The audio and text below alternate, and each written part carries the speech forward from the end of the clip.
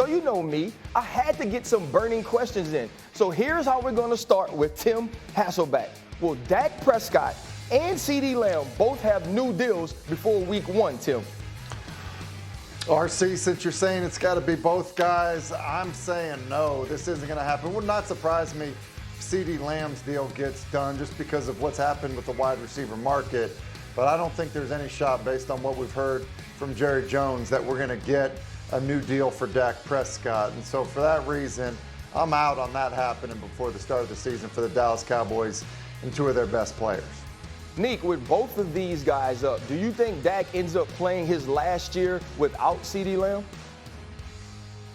Nah, I doubt it. I mean, eventually they're going to figure it out, and CeeDee Lamb wants to play football. And he also wants to get paid something. I think he's one of the best receivers in football, and I don't know why Jerry Jones is doing what he's doing, but I have to assume that he got to have some sense and realize at some point this season is a lost cause. It reminds you of the Emmitt Smith years when they tried to play tough with him on that holdout, and eventually had to pay up, which is what always happens. It's funny to me, like, Jerry Jones chooses when he wants to pay hardball. You could see a guy like Ezekiel Elliott on the beach in Cabo, he gets paid. Zach Martin gets paid. But Emmitt Smith misses 2 games that year, and now CeeDee Lamb isn't in camp. But there's another guy who we're waiting to see touch the field, Jeff, and that's Brandon Ayuk. Will he have a deal with the 49ers before week 1? Well, we're going to call this educated speculation, and I'm going to say yes, he will.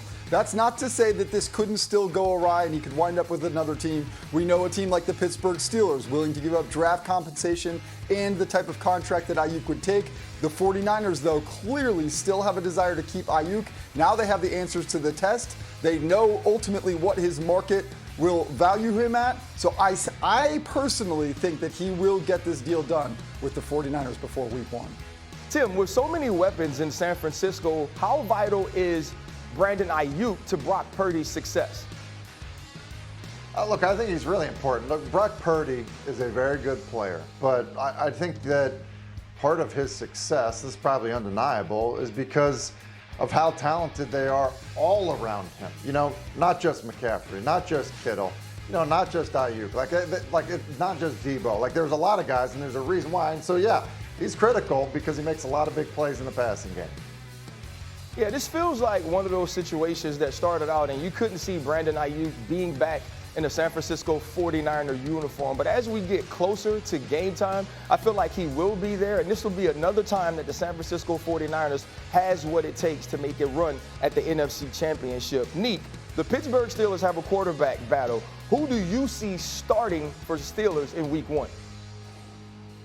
Yeah, I feel like it's an easier question to ask who I see finishing, because I think they end up with Justin Fields eventually. I'm not sure if they start with Russ and then go to Justin Fields, but you did ask the question, so I'm going to answer it. I think they probably end up just starting with Justin Fields.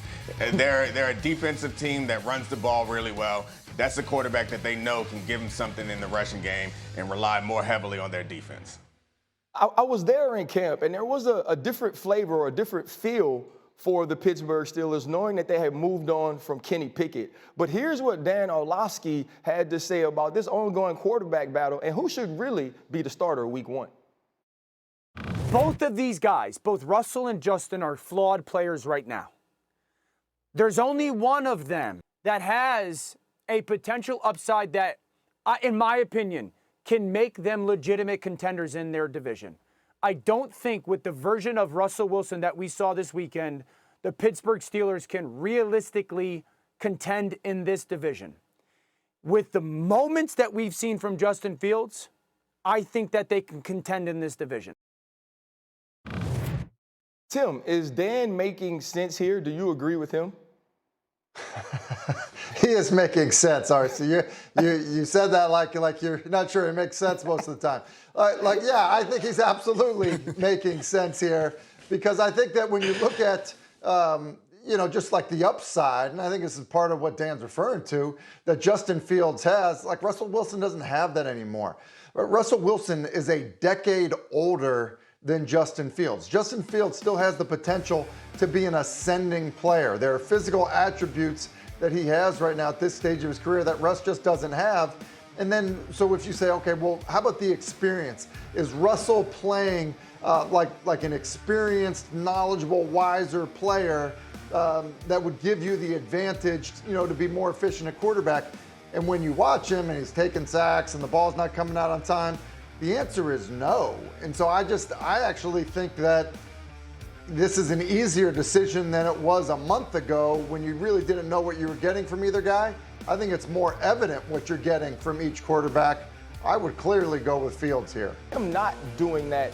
Would you think to go to Justin Fields so you could at least have some dynamic pieces to your offense?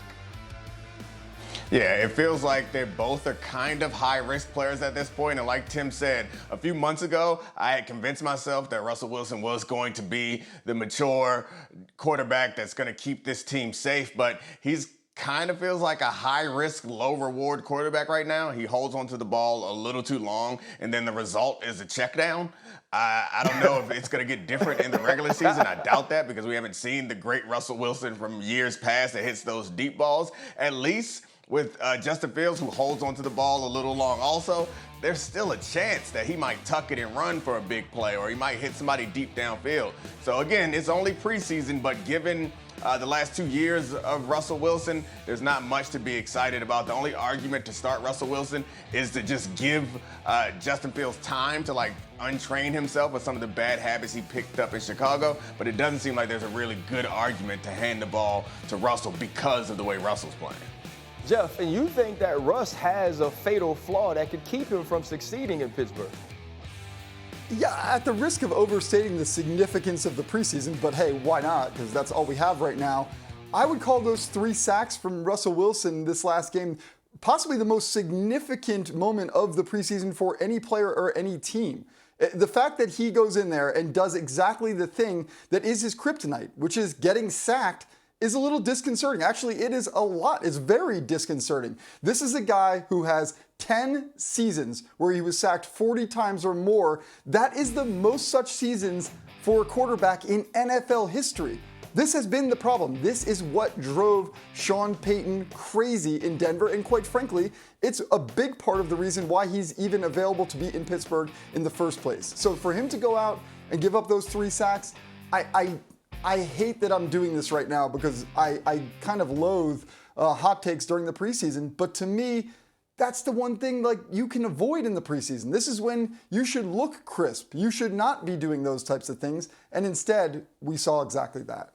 But the thing is this, though. Preseason football is still football. And if you're Russell Wilson, you have to understand and be self-aware enough to know, okay, this has been an issue. This is something that I have to play myself out of. And to do that in the second preseason game against the Buffalo Bills, it is a bit concerning. But, Tim, when you think about evaluating quarterbacks headed into the season, how much more are you paying attention to preseason games than you are practice, especially in this situation? Yeah, I think generally speaking, RC, I'm probably putting a little more weight into practice, just because of the scenarios and situations that you can script, that you're going to face during the season. All that to say, I think Jeff makes a really great point here. This is a guy that, he's won Super Bowls, right? The preseason should feel slow to him. The preseason should be easy. There are things that you can manage. When you see a young player playing the preseason, there's an element of the nerves and the excitement. And hey, man, I'm wearing an NFL uniform, playing in an NFL stadium, and you can kind of get a little wired up and maybe things start moving fast. That's not what we're talking about with Russell Wilson here. We're talking about a guy that this should be easy. It should be oh, you want me to play in the preseason? Yeah, sure. I'm gonna go 4 for 4 and get off the field. So I think it's actually a great observation by Jeff in terms of how it's looked for us this preseason.